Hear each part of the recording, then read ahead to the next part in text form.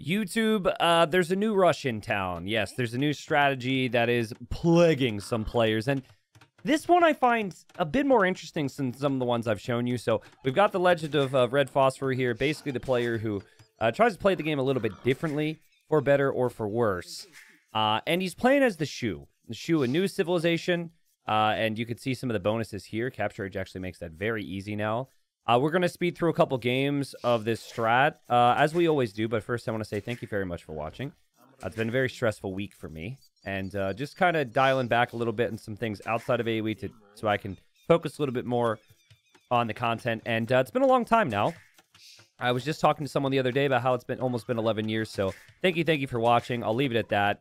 But we've got Mongols for GLX Rusher over here. He's been getting quite good. You can see the elos for the players at the bottom right. So they're about the same elo at the time. Now, he's playing as the Mongols. You obviously have some options.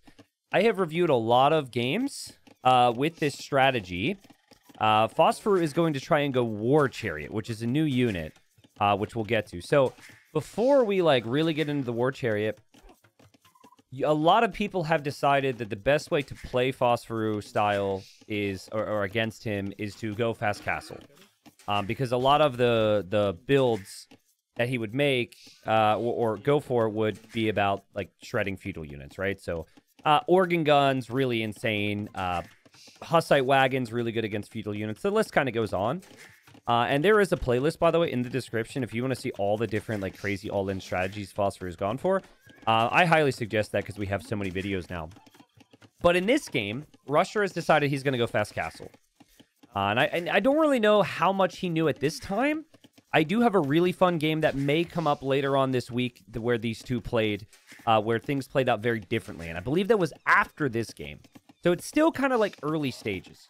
The Shu have all these bonuses for archers. They have a really nice eco bonus where the lumberjacks generate food. But what we're going to see is the War Chariot. And it's a siege cavalry with rapid fire attack. It cannot attack at close range. Has a long reload time. It also has different modes. So it has a barrage mode that covers more area but is less accurate. And it also has that standard mode. So it's kind of an interesting unit. I think the biggest thing about that unit I need to mention right off the bat is the cost. Yeah, so the War Chariot is 90 gold and 50 food, which is pretty expensive. You only need to make it out of a siege workshop. So in theory, it's a little bit easier to get to than, say, a knight. Because the knight, you'd have to build the barracks to unlock the ability to make the stable. Scouts are going to fight here. So if Rusher didn't already have an idea of what Phosphoru was going to do, this is obviously not something that he's going to want to happen. And this is very common in Phosphoru games. That's starting scout very important. Because now Phosphoru gets to see kind of what his opponent's going to do. But yeah, so the unit's very interesting. And also, we'll have some information on screen from the recent patch. Basically, the Warrior Chariot was bugged. Some of the extra projectiles weren't working. Actually, it might not be the case that they were bugged. They were definitely buffed, though, in the most recent little hotfix patch. So, they weren't seeing a lot of play. And it's funny because there were other units that looked very strong in some scenarios that were also in line for buffs there. So I just think, I don't know what the identity of the War Chariot is supposed to be. I really don't know. We're going to speed up a little bit more. It's a weird unit. I made the claim that I don't think the devs tested it at all before they released it. It's kind of slow, but if it hits you in the face fast enough, it can be very strong, as we're going to see here. So Phosphoru Fast Castle, he needs food, and he needs gold for this, out of a siege workshop, which is kind of weird. But you get food income from chopping trees, which is nice. And then he's going to go to gold, and then obviously he's going to have the market. Now his scout's around, and he gets to see what he's up against. And he actually has the villagers forward on the left side, walk the whole way forward. It's crazy. It's all about, regardless of the units, guys, it is really all about the timing on these attacks. It is so freaking fast. That's why he has a lot of success. And another scout's added here from Rusher. So Phosphoru is taking him away from the push, which makes a lot of sense. And it's going to be a double siege workshop now. And there's the War Chariot. So you can see it's his focus fire right now. This can be changed to barrage mode. And I believe barrage mode is better for most attacks because like, less accuracy is actually good if you have groups of units coming in. I know that sounds weird. And Blue has found this, by the way. He's experienced against Phosphoru. He knows he's going to be here. So he knew to look. Like, this scout movement, too many people are onto him now. They know that he's going to sneak. But Phosphoru actually creates a little gap there. And guys, it's unfortunate, but I don't know if Capture Age is actually going to give us the differences in the modes very clearly here. But there you go. Look at how many projectiles it's shooting. It's shooting 8 projectiles. And so these are knights. Now, they don't have any upgrades. It's only 100 HP. But Rusher wants to put a stop to this as quickly as possible. He kills the forward villagers. And he is going to pay the price for this, though. He's lost some knights. Again, I don't know if he had ever faced up against this unit before, but that's crazy strong. 8 base attack. There is a reload time. There is minimum range and all of that. But this chariot is rolling into town. And look at how quickly they kill things, man. It's like really strong. And again, I think it's the projectiles because like some of them miss, but the other ones are always going to hit. So you have a guarantee that you're going to get damage, which is not the case with other types of units. Units that are more accurate would actually be missing some of their shots there. Like, look, 1 or 2 of those shots actually hit. So this obviously is kind of difficult for Rusher. He loses his early knights. Now these units are rolling into his base. He's off of gold, which is big. He has to go over here. And now we get to see like how the mangonels perform. The devs had made it so organ guns, Hussite wagons, a lot of these units that hit really fast and heavy that are siege, they receive a lot of damage against siege and they don't do a lot of damage to siege. So Rusher's going to try and go for siege now. Relocates his wood line, relocates his gold, obviously, but doesn't really have a lot of food. So any knights he does have, he's going to try and counterattack, but Phosphorus just kind of walled up into this little circle. And he's actually, you know, producing a couple villas here, has a couple farms. Like, it's aggressive and it's all in, but it's not, like, the only thing that he's focusing on right now. And I think maybe part of that, as we speed up at the kind of a down period, is just because he knows he's got his opponent on the ropes and has done some damage. So I think if you're smart, the second you know you've done some pretty ridiculous damage, what's the other guy going to do? He's going to send everything he has at you. He's not going to really focus on that economy. So it's just like a normal game in a sense. You get to, you know, focus on your own economy a little bit more and try and extend your lead. What do we think of the War Chariot, by the way, guys? I mean, I think it looks pretty freaking cool. To me, it's... again, the identity of the unit, I'm not really that sure on just yet. We'll kind of see. The cost is really expensive. This is not a cheap unit. And so it's difficult for Phosphor to make a lot of them. Phosphor seems to have a lot of respect for the siege. There was a little scuffle there. And, actually, I swear I'm gonna shut up about it at a certain point, but I would just want to repeat my statement here on, like, what actually makes this unit good. What I think makes this unit good with its fire is the inaccuracy. Watch. Look at those shots. Like, you're never gonna miss a group like that. It's very similar to the current organ gun. So, that is what could make this unit actually better in big group scenarios. And in some ways worse. Like, if you want to kill one unit, it's not going to be good, I guess. So that's one way to look at it. So Siege Push is coming in on the TC right now, and this is like full micro style, and Phosphoru is just going to protect his siege here. Anytime a knight comes in, he's going to be ready. And so you can tell Rusher understands the game, understands the situation here. He doesn't want to go too crazy. I thought I could go 1.5 speed. Okay, apparently I can't go 1.5 speed. That's kind of disappointing. Either way, I just have a lot of games to show you, so that's why I'm that's why I'm thinking about speeding through here on occasion.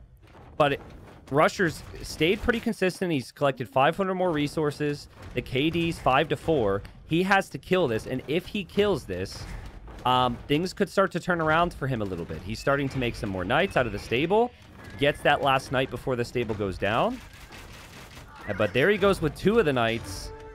And you can see the reload time's kind of awkward for these bad boys. And so Rusher, he doesn't end up getting the kill with the knights.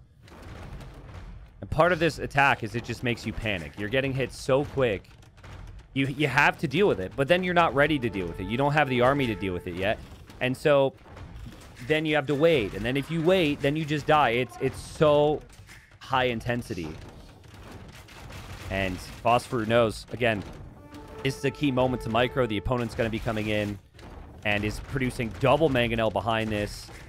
And it's not looking very good for Rusher. He doesn't have a lot of resources. He would have to go like 1 for 5 with this mangonel. And still about to lose his TC potentially. This is where all of his farming eco is as well. And it's just non-stop micro here for Phosphoru, who will never look away. And he gets the kill. And now the TC is going to go down for Rusher. And now Rusher's realizing his mangonel goes down. The TC will get flattened. The Knights will come in over here. I don't know if he forgot about them or what. But this kind of feels a little random. Like from Phosphoru's perspective, he probably assumes a stable was built over there. Yeah, the Knights are going to come in. The Vils are going to come in. It's still a really weird fight. Like, Phosphoru just killed his own units. He just killed 4 of his own units. Which is not great. It looks kind of like Blues maybe cleared it up. So there's some positives here, I suppose. Like, mangonels have gone down. This mangonel's going down to a scout. There's a freaking jaguar here. I mean, a lot of things have happened. But what has also happened is Blue lost his TC. And Phosphoru can just produce a couple more war chariots here. And there's nothing here for Rusher. He's got no TC. He's going to produce a couple more knights here. Try his best to find an engagement. But his eco is just in ruins. And then Phosphoru's eco. I actually want to see how much food he's brought in this game. Can we check that real quick? Yeah, his food income's actually awesome. So that's kind of the cool thing. I think if they didn't have that food eco, you wouldn't be able to do this as easily. Now, I like that eco bonus a lot. It really helps in standard play as well with the shoe. And I think it's one of the more underrated bonuses added with the new DLC Civilizations. But, I mean, normally it's good when you go on archers, though, because it's like you don't need a lot of farms. You can spend all your wood on archers. They're very good archer civ. But anyways, for the sake of time, because we've got a couple games to show you, these war chariots are going to roll in through here. And they're going to take their good old time this time. Maybe Phosphoru went a little too heavy on the mangonels, and the GG's call. So that was a fast castle night siege counter attempt. Did not really work out. A big reason I think that Phosphoru was successful was the positioning of the siege workshops. A lot of that actually comes back down to the scouting situation earlier, because he knew that his opponent didn't have that scout. But even still, I mean, I know the knights didn't have upgrades. Seemed very, very, very strong there. Until it didn't. That's the thing. It's like, it seems broken until you kill 4 or 5 of your own units with your own mangonels. So, I got more games for you. All right, guys. So, that was against Fast Castle, which, again, a lot of people do. Maybe Fast Castle Monk could have been good, but then again, I think you're going to need Redemption because it's a siege unit. There were other Fast Castle options, obviously. I can't show you every single freaking one. But we got a really strong civ here over in the blue. Now, this civilization was nerfed recently. In fact, I had a video ready. It was like the most OP civ ever. I was going to upload it. I was going to make it. And then they nerfed the civ. And quite honestly, I didn't want to give a lot of attention to the Catans because upon release, the civ was absolutely insane. So glad the devs finally dealt with it. They made it so the civ basically has no Dark Age bonus now. But the pastures, I don't think they really touch that much. And in my testing, the pastures are still really, really strong. So they have crazy food eco with the pastures. They have that instead of farms. And then they also get the double forging, which is the biggest one, at least for feudal age. Melee upgrade attack effects are doubled. So you guys probably, if you've been playing the game and faced up against the Catans, realize like those scouts could be really strong. They can break through buildings. They can just melt enemy armies very quickly. And you couple that with the pastures, I think it's a very nice pick. So, in the blue, we've got, again, the Catans for K, if I'm saying that correctly. A player who's 2200 elo. Forget exactly where this player's from. I believe they're from either South Korea or Japan. I don't remember exactly. But they've been around a decent amount, actually, over the years. And Phosphoru is going to try the little chicken funnel. Because you can't push this. I really like that this is doable in the game right now. I really hope the devs don't change it. Now, I think they didn't want these things to be pushable. And Kay's going to take this fight, and Kay loses his scout there. And now Phosphoru is one less scout to deal with. But yeah, he's going to try and like push these things. Basically, they move a little bit. I did make a video on this called the chicken problem. And so you can push them a little bit. And if you can get them to try and go to the other side of that wall, they're going to walk along the foundation and into the TC. So it's a way you can avoid building a mill. Whereas over here, K is like walking, right? I just still don't think this is like super, super worth it. And you do sacrifice scouting intel, so I hope it sticks around. I hope we see some instances where people try this.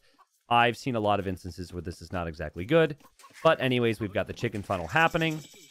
Eventually, Phosphoru will delete these walls. But Blue is going... is in the feudal age now. And is dropping a stable. So, we already talked about this. It's going to be lots of scouts. Probably that forging upgrade. And can be very strong for the Catans. And then Phosphoru, he actually can go scout to see what his opponent's doing and everything. He never really scouts too much early anyways, so taking that scout fight, doing the chicken move, like, I think all of that, sorry about the lag there, I think all of that makes a lot of sense for him. And here he comes. He's going to see the stable. He's going to know. It scouts. Shocker. I don't think he's going to be surprised at all. And that was funny. Blue actually tried to quick wall the scout, and he quick walled his own scout.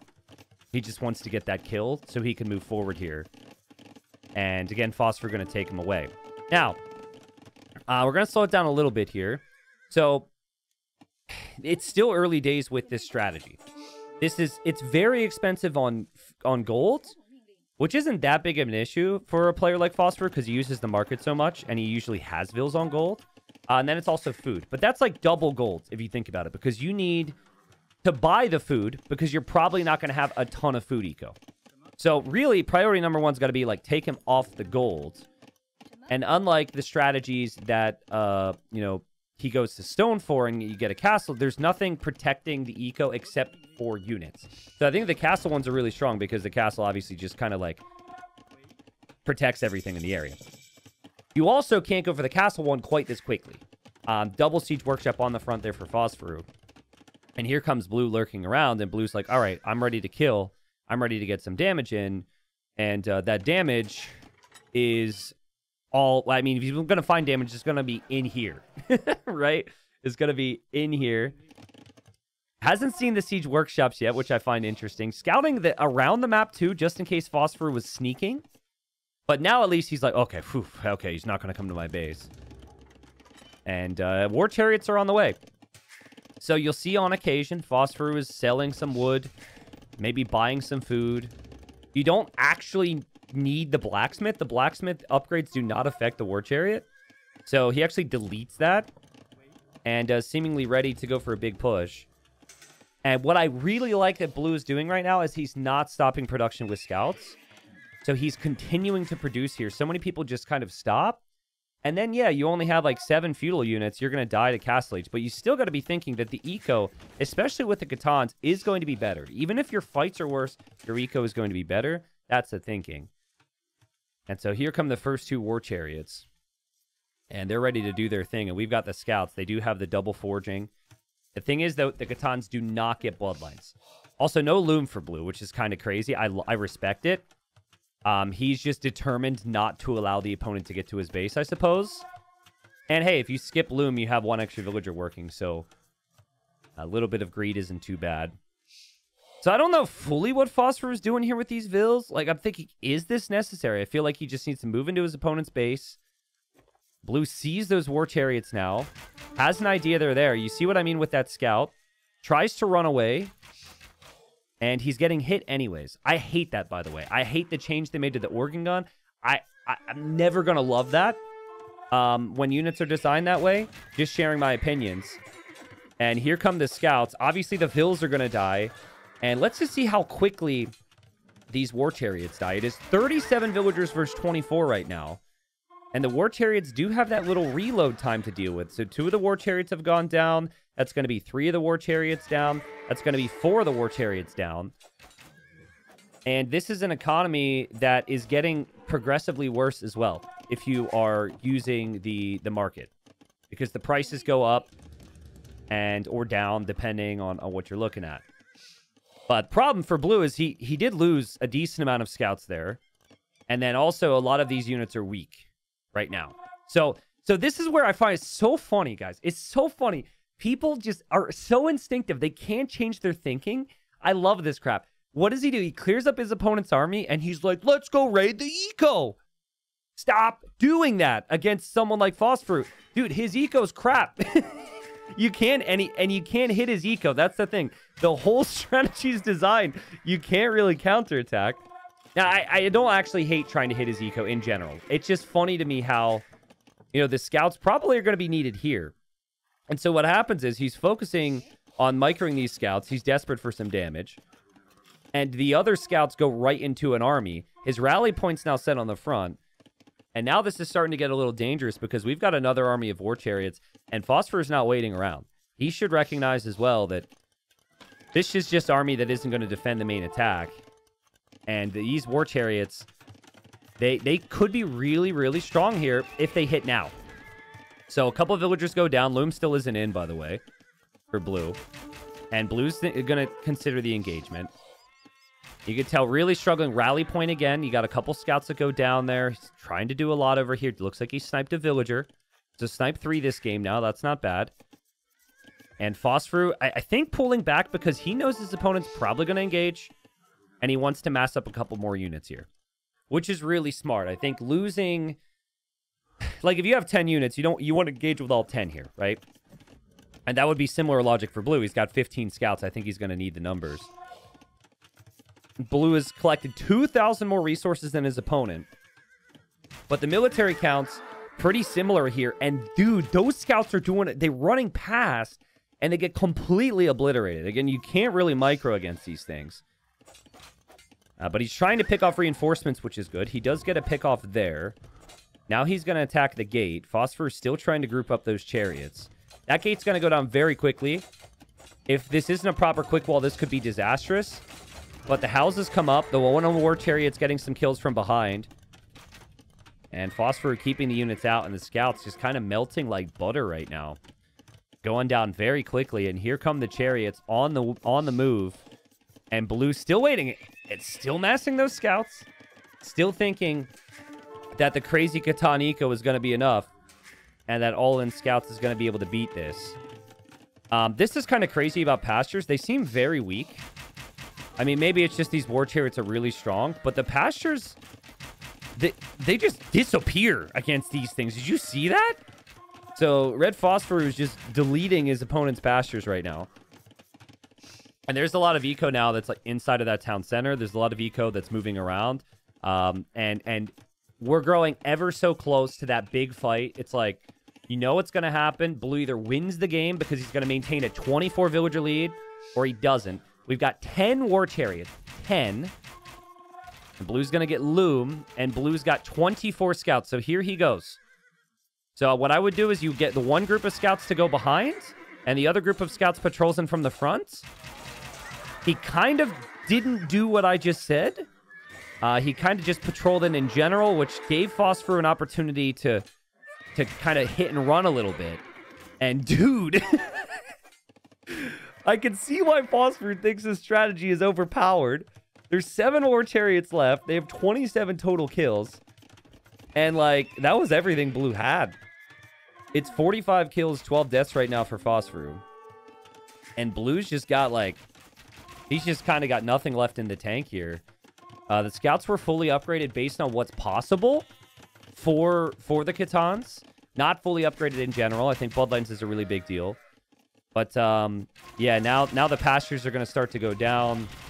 And more war chariots are going to arrive. There's a whole nother group coming from this side. And this doesn't even feel like Age of Empires 2 anymore. That's what Phosphoru can do. And yeah, GG.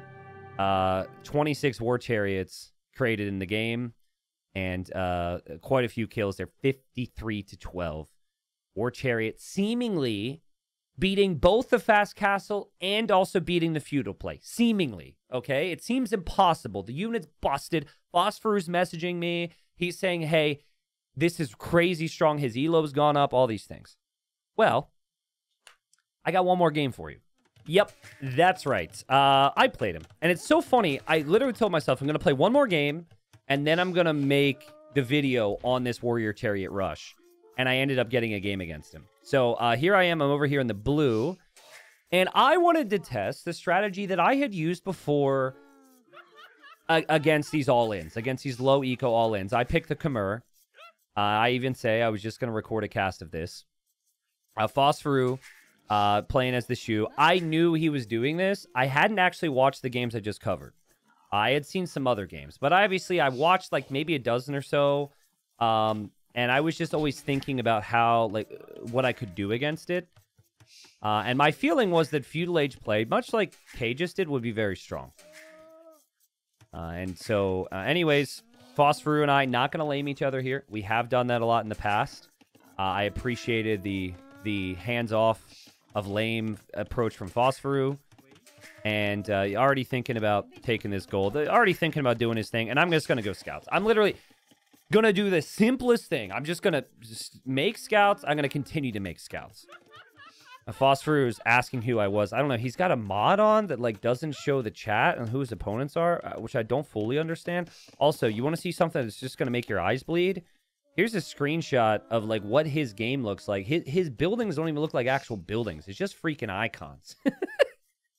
That would completely ruin the fun and whatnot of the game, but apparently that helps. And what can we say? Phosphoru is just a special individual. So he's doing his little wall off here. So I want to talk through kind of my approach, right? So I've seen some games where people try and take him completely off gold. But they do so at the expense of their own eco, so they'll bring villagers forward. They'll start building towers. They don't add good economy. They don't have a lot of army. That's one thing. Another thing I've seen people do is they try and go archers to, like, kill vills real fast, which makes sense, I guess. But warrior chariots have a lot of pierce armor. So, and they're like faster than an archer. So I don't really like archers either. So my thinking was, we got to find out where the golds are. And we have to do as little as possible to take him off the first gold. And just to slow the whole push down. So here I am. I'm going to Feudal Age. Now, I got a really nice situation here. I knew his scout was around. I was in Feudal Age faster, which is pretty easy to do with the Khmer. And so he doesn't actually get to see what I'm going to do. He thought I was another player because of his weird mod situation. He thought I was Stone Please. And Stone Please, I've seen go double range archers against him before. So I don't know exactly what he was thinking. And there's not like a ton of adaptations that you could do if you're committed to the warrior chariots. But still, knowing what I'm going to do is kind of nice. So, I'm scouting around. I'm looking. I see the gold. I see the wood. And we're just going to make scouts. No problemo. Scouts, scouts, scouts. That's the plan. I see this gold in the back. And I see this gold here. So, my thinking was, I know he's not going to take the gold right away. But we are going to just deny that gold initially and adapt. And he actually had two villagers. I guess he was guessing incorrectly what I was going to do. These two villas were definitely going to sneak, it looked like.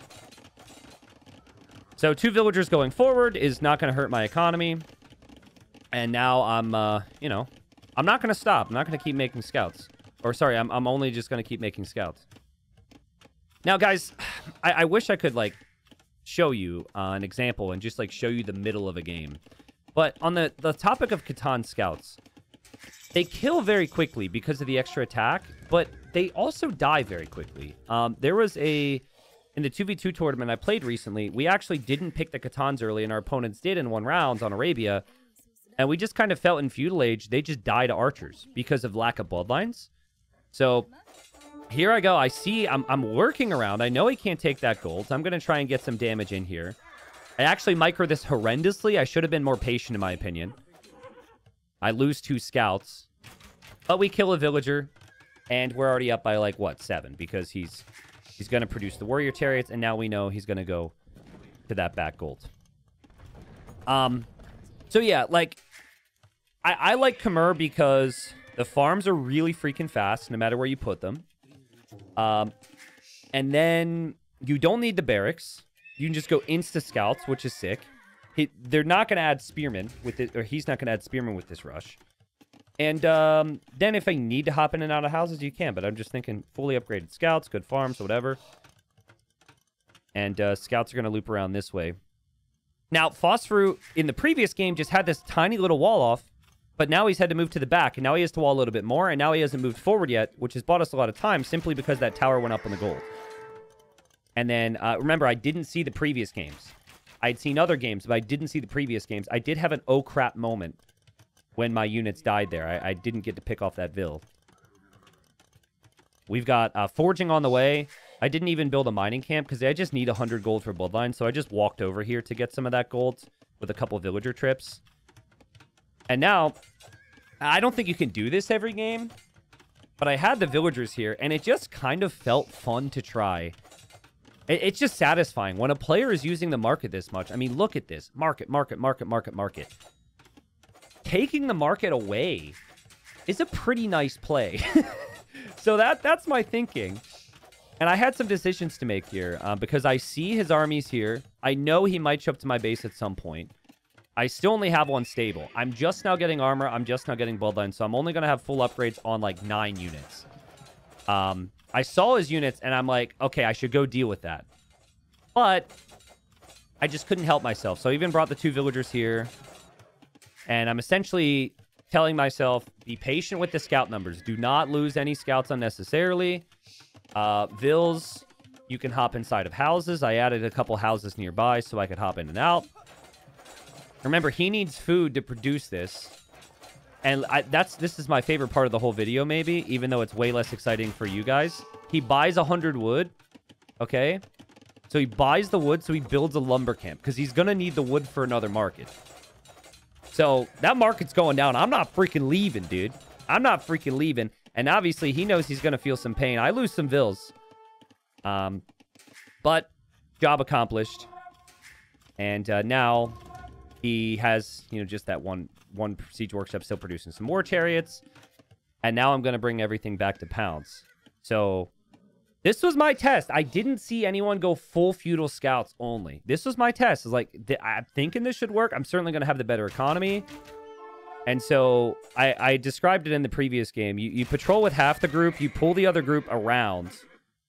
And then I press stop. So units just stop moving and insta attack. So you just need to get to the other side of them. And yeah, I mean, that's a decent amount of war chariots. An amount of war chariots we saw get kills in the previous game. He's trying to meet up with more units here. But it's pretty complicated for him to do that right now. And look at the resources collected, guys. 2,000 resources ahead. And he says, GG stone. Obviously, I'm not stone, please. And afterwards, he's like, oh, it's T90. And we talked about it. And he was like, this fast cat. He's like, I said, how do you beat what I just did? Right? Like, I think I got a little bit fortunate. I think his gold being on the front, for example, his wood line being there too. Granted, he's always going to be there. He's always going to be on the same wood and gold area because that's how he likes to wall up. But I really feel strongly that the way I just played this just demolishes this almost every time. And he said his mistake was moving out too early, which is interesting. I'm going to play more games. We're going to do more testing. He said, like, he needed more units, which makes sense because what did he have? He had, like, 7, I guess. Okay, he had 4 here. But here's my thing. If you fall back, I just produce so much more. So that's why I feel like if this strategy is happening and you notice it, guys, if you're playing against the Shu and they start to try this, just stay in feudal and produce a ton of scouts and be patient. Your villager count's going to be much higher. Your food count's going to be much higher. I could be completely wrong. But yeah, he waits to get to 14 chariots. Okay, then I'll wait to get to 50 scouts. That cycle will continue because the economy will win the game. So I think that's my take on this strategy right now after literally one game against it myself. That's it. Which means I'm sure there will be some adaptations. This is a strategy that I used against the Bohemians with the wagons. They then nerfed the wagons, but also then he started to mix in spears. Like, there's different things that you can try. But I don't know. I think this is kind of a fun one, man. I think part of what's making this really successful for him right now is he's hitting very, very fast, which is always what makes it solid. But then also I think there's a little bit of confusion. So I want to know, like, what happens if everyone simply just goes scouts and stops sending vills forward, stops trying to lame, stops trying to do the crazy stuff. I would say that this Warrior Chariot then, at least in this capacity, when your economy is this weak, is maybe not all that strong. Now, that then makes you think, like, in general about the War Chariot in normal games. Is it worth ever making a War Chariot then when the Shu have so many other good options? I think the White Feather Guard is really solid. I think their archers are amazing. Like, if you actually have a normal eco type of game, are you going to make these? I don't know. Maybe mixing them in to a group of archers could make a lot of sense to, like, tank some shots later on. I'm still not really too sure on it. So, early days with this strategy. I showed some stuff that worked. I showed some stuff that, well, I guess I showed things that didn't work, and then I showed a strategy that works. But that would be my advice. I like to show it working and also not working because I think that's, well, let's face it, people could get a little annoyed with me for inspiring people's strategies sometimes. My advice right now would just be go scouts. And if they're being patient, if they're back at home with their army, good, because you just stay in feudal age and spam scouts forever. So we'll see. We'll see how it goes, guys. Honestly, I think what could happen if I play Phosphoru next time, he just tries to camp. Like, he never moves out there. And then we really find out quick. Like, maybe he gets to, like, 30 of these. And I'm at, like, 80 scouts. I don't know. I'm still kind of curious how that would go with the economies. Because collecting 2,000 more resources is no joke. And the market eco doesn't get much better. But anyways, I'm rambling now. Thank you again for watching. Thanks for the support, guys. We'll bring more stuff to the channel, of course. Already mentioned a couple times in some videos, but Regicide Rumble number 6 coming. I'm going to post on the community tab on YouTube. You guys can read that post maybe if you're curious in more details. But basically, coming up here, July 9th through 13th, we'll have a multi-day event, community days where regular viewers can play. $25 per king kill, just like our community games. And then there's also going to be the pro days, and then there will be the finals weekend as well. I'll be streaming that on YouTube and on Twitch. I'll send more info to you guys wherever I can. But I just want to mention that to you, just so you had an idea, just in case you're off or looking for some content July 9th through 13th. We'll be working hard to make sure it's really good stuff for you. So thanks for watching. Thanks for the support, guys. I do have more things coming in the future, but I'll save it for the future, and I'll see you all in the next one. See ya.